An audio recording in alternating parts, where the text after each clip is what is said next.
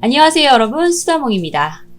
고려 시대에도 정말 많은 외적의 침입을 받았는데요. 이 고려 전기, 고려를 위협하고 3번이나 침략했던 나라가 있었으니 바로 거란이죠. 자, 오늘은 이 고려 거란 전쟁에 대해 다뤄볼까 합니다.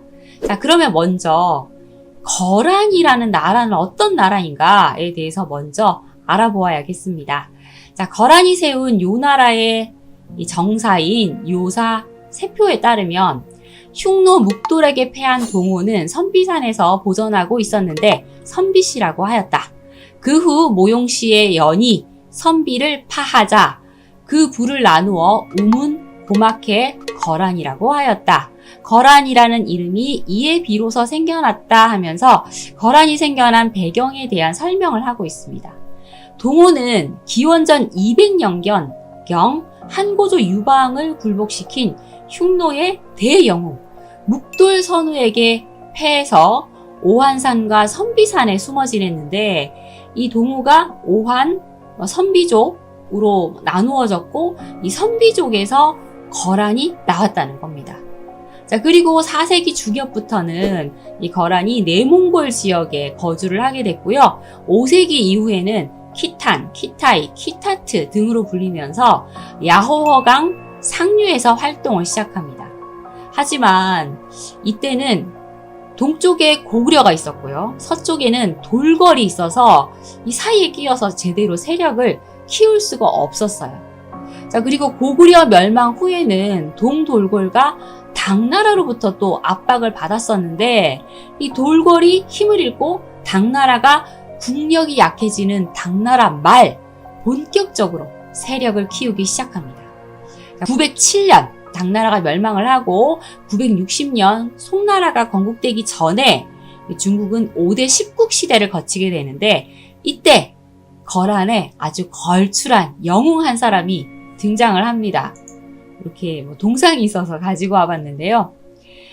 거란의 걸출한 영웅 야우라보기가 등장을 해서 부족을 통합하고 916년 키타이국을 세우고 스스로 황제의 자리에 오르게 되고요. 또 나중에 국호를 대거란국으로 칭하게 되니까 종족 이름이 이제 국호가 된 그런 케이스라고 할 수 있겠습니다. 자, 그리고 영토 확장 전쟁에 나선 거란은 924년 몽골 대초원으로 진군해서 알타이 산맥 동부에서 헤를렌강 북부 초원까지 영토를 확장하게 되고요. 또 이후 남아있던 돌골 세력과 티벳을 차례로 정복하면서 이 유목세계를 장악하게 됩니다.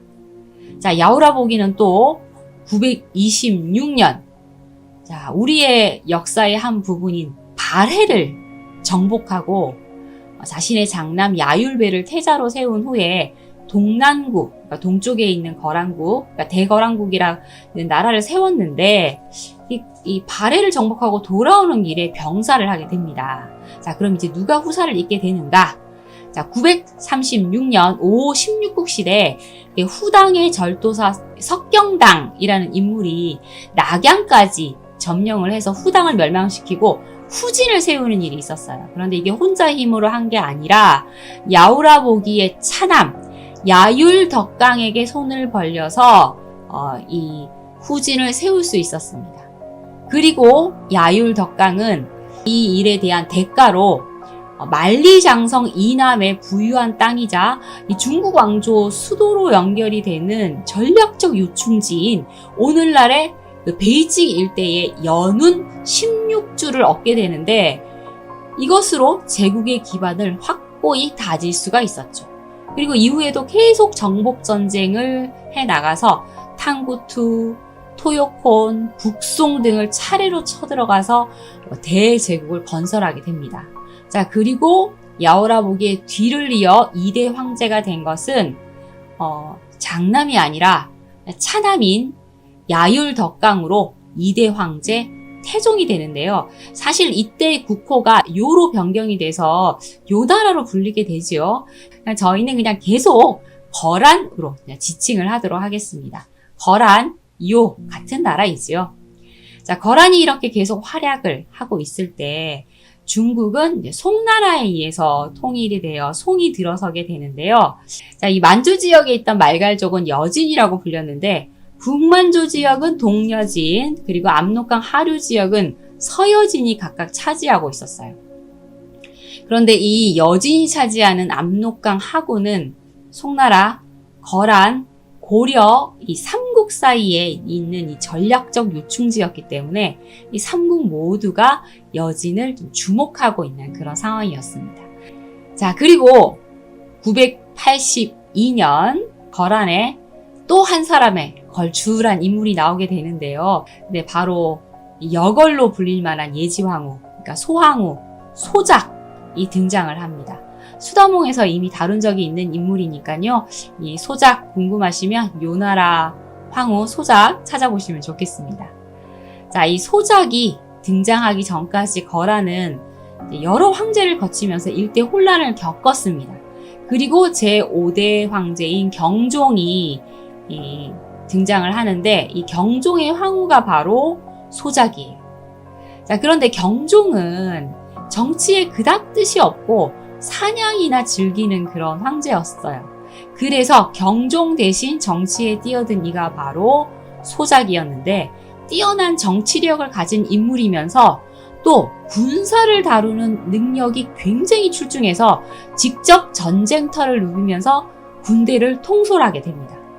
자, 그리고 경종이 35세 젊은 나이로 사망을 하게 되었으니 두 사람 사이에 이 아들, 당시 12살밖에 되지 않았던 야율융서가 왕위에 올라 성종이 됩니다.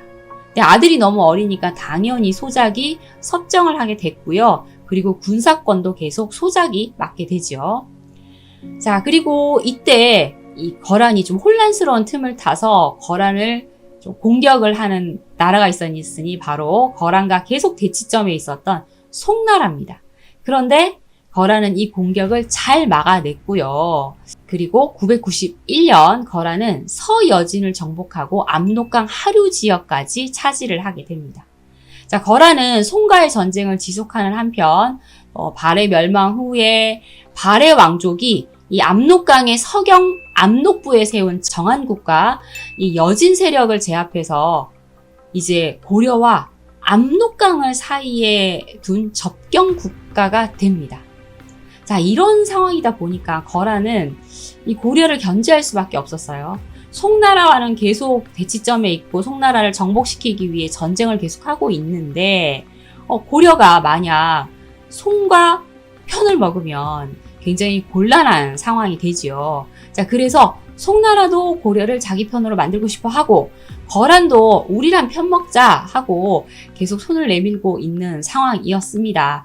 그런데 고려는 계속 송과 친교를 하고 있는 상황이니 송과 고려가 관계가 단절이 되지 않는다면 선택할 것은 하나, 바로 고려 침략밖에 없구나라는 결론을 내리게 되지요, 이후에. 자, 일단 이거는 나중에 다시 이야기할 이야기고요. 소작은 송을 완전히 제압하기로 마음먹고 1004년 50세의 나이로 20만의 기병을 이끌고 남하에서 송나라를 공격하게 됩니다.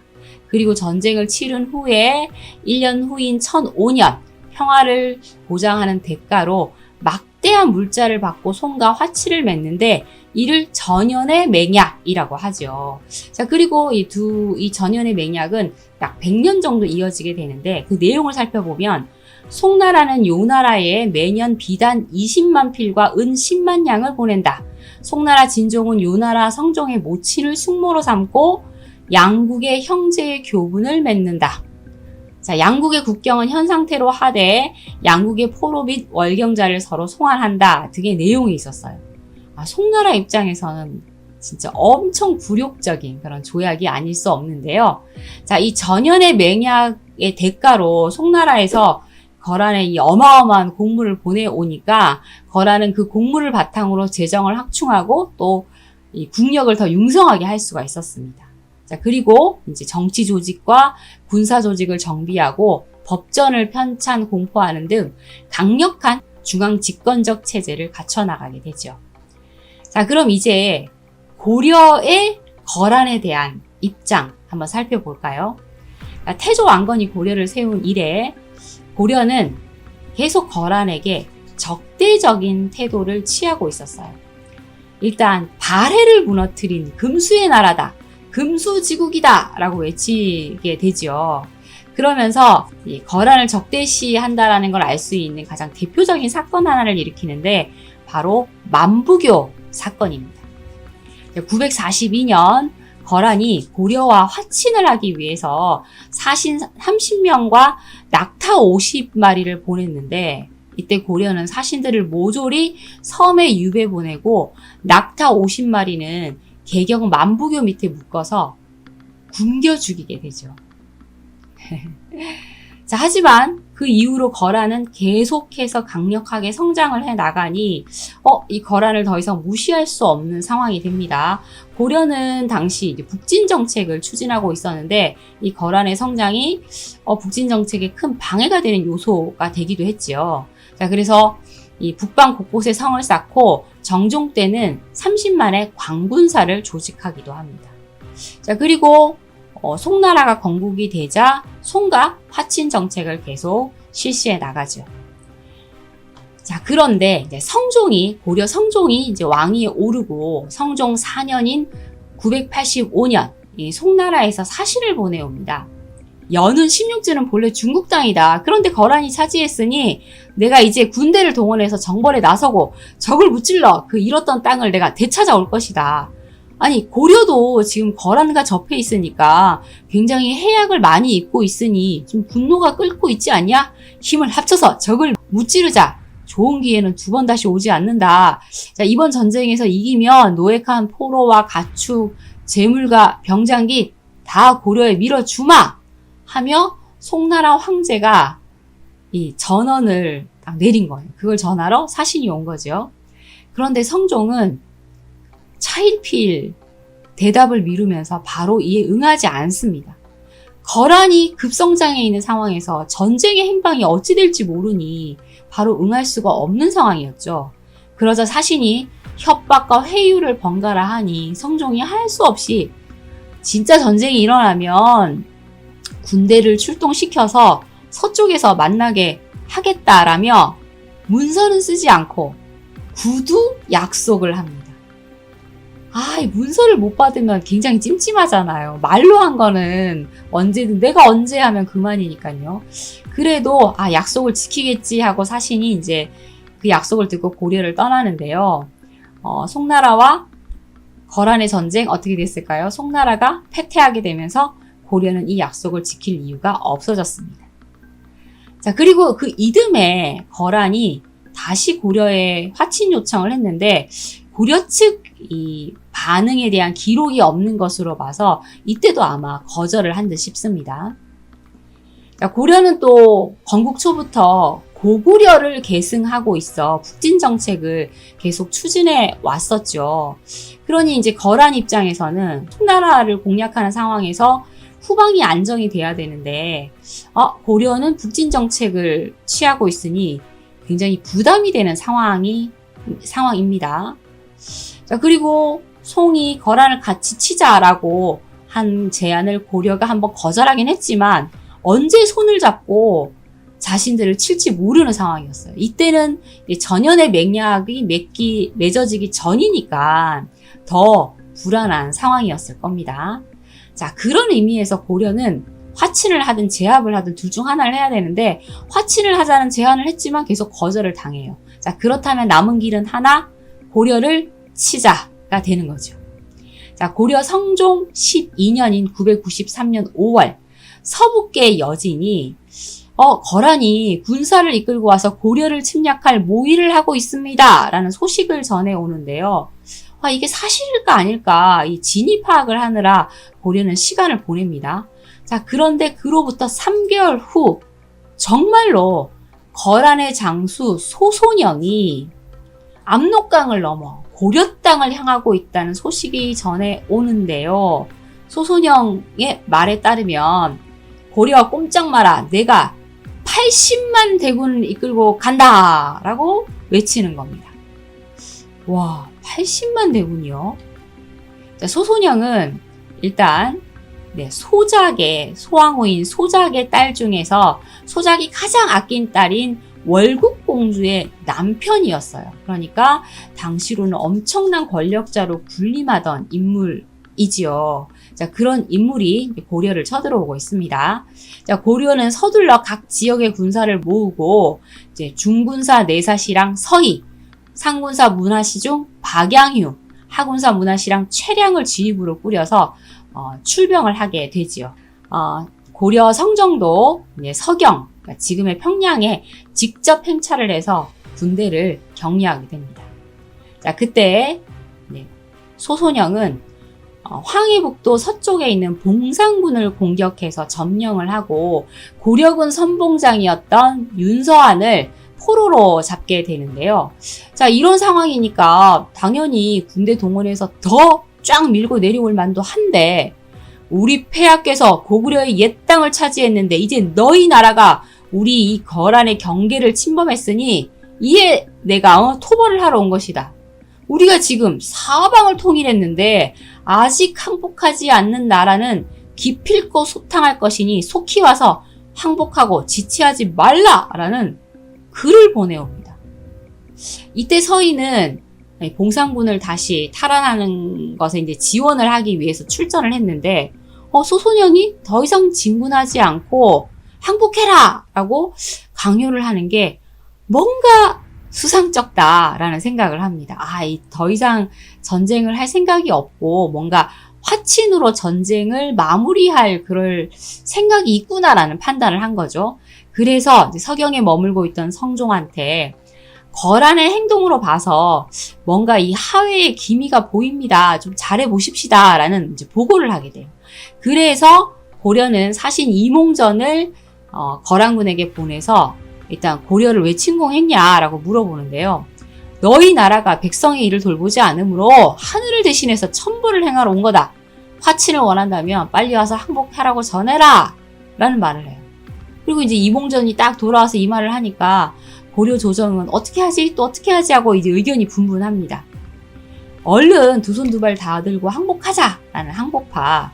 그리고 그 서경 이북에 있는 그 땅 때문에 왔다고 하니까 그 땅 떼주면 물려날 거 아니냐라면서 그 땅을 떼주자는 할지론파로 갈려서 의견이 서로 나누어지고 있었는데 서경 이북 땅을 떼주고 전쟁을 마무리하자는 쪽으로 의견이 모아지면서 이 서경 창고를 열어서 백성들이 쌀을 마음껏 가져가게 합니다. 쌀 남겨도 봤자 거란군이 차지한다 이거죠. 그리고도 쌀이 남자 성종은 적군이 이걸 이용하는 건 오히려 곤란하다며 쌀을 다 대동강에 버리라는 명을 내려요. 그런데 이때 서희가 식량이 넉넉하면 성을 지킬 수도 있고 전투에 이길 수도 있습니다. 전쟁의 승패는 강하고 약한 데 있는 게 아니라 적의 틈을 잘 살펴서 움직여야 됩니다. 그런데 갑자기 식량을 버리시면 어떡합니까? 하물며 식량은 백성의 생명이니 차라리 적의 군량이 될지라도 헛되이 강에다 버리면 안 됩니다. 이것은 하늘의 뜻에도 맞지 않습니다. 라고 강력하게 만류를 했고요. 성종도 듣고 보니까 맞는 말이네 하면서 이를 중지하게 됩니다. 자, 그리고 서희는 이어서 거란의 동경에서 우리 안북부까지 수백 리 땅은 모두 생여진이 살았던 곳인데 광종께서 그것을 빼앗아 가주, 송성 등의 성을 쌓았습니다. 지금 거란이 왔으니 그 뜻은 이 두 성을 차지하는 것에 불과한데 그들이 고구려의 옛 땅을 차지하겠다고 떠벌리는 것은 실제로 우리를 두려워해서 그러는 겁니다. 지금 그들의 군세가 강성한 것만 보고 급히 이 서경부 이북 땅을 떼주는 것은 정말 나쁜 계책입니다.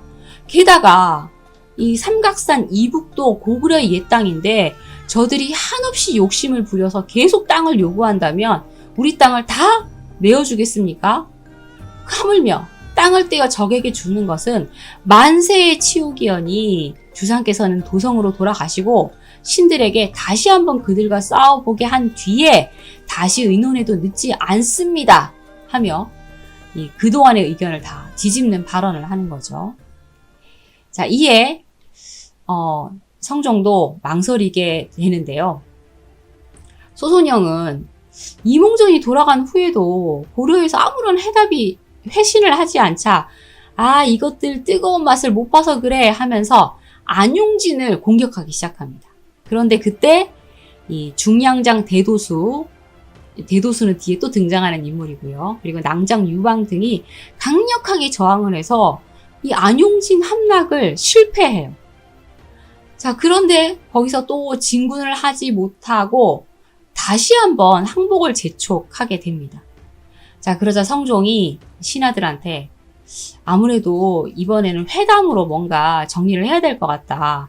누가 거란 진영에 가서 이 회담을 하겠는가 하고 묻는데요. 아무도 제대로 대답을 못해요. 현재 거란군은 안용진에서 패배를 해서 엄청 분노한 상태이잖아요. 그런 상황에서 이제 협상하러 갔다가 말 한마디 잘못하면 목이 잘릴지도 모르는 그런 상황인 거죠. 그래서 아무도 나서질 않았는데 그때 서희가 나서서 신이 비록 영민하지는 않지만 어찌 감히 분부를 따르지 않을 수 있겠습니까? 하면서 자신이 가겠다고 자청을 합니다. 성종이 그래 내 공만 믿겠소 하면서 강어기까지 나와서 서희의 손을 잡고 위로하고 그를 적진으로 보내게 되죠.